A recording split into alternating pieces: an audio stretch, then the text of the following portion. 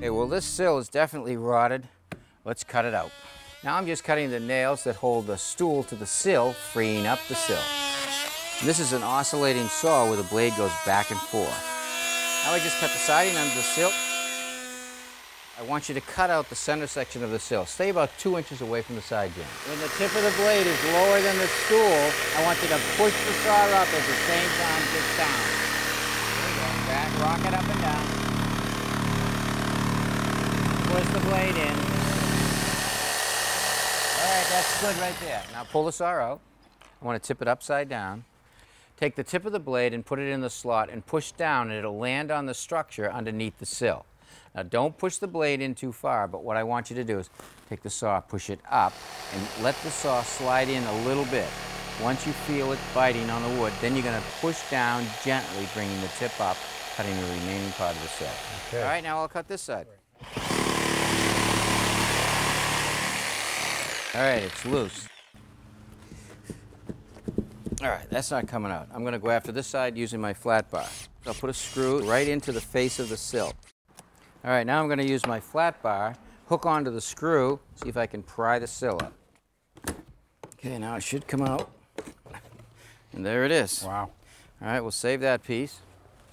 Now we have to break these pieces off down the ends. And for this side, I'll use the chisel.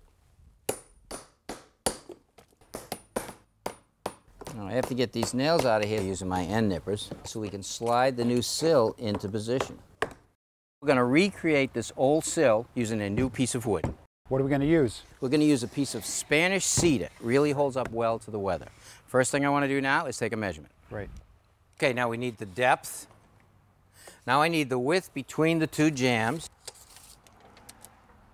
31.5. And now I need the overall length. And that's 38 9/16. Okay.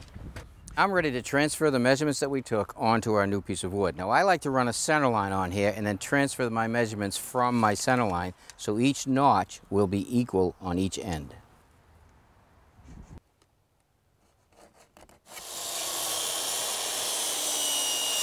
I've used a piece of the old horn off the old sill to mark for our new horn. It gave me the angle and the depth. I'm now going to use it to set my saw for the angle that I need to cut.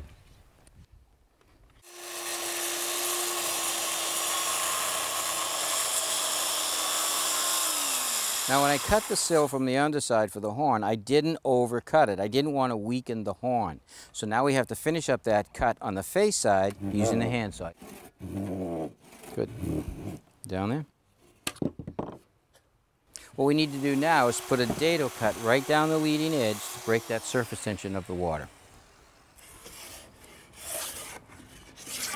Spanish cedar is a soft wood, so the grit of the sandpaper shouldn't be too coarse. We're going to use a 120 or a 150. Before we install the sill, we're going to spray all sides using a water-based primer. Before we put the sill in, I want to caulk around the underside of the casings and inside the jambs of the window. Then we'll slide the sill into the wet caulking.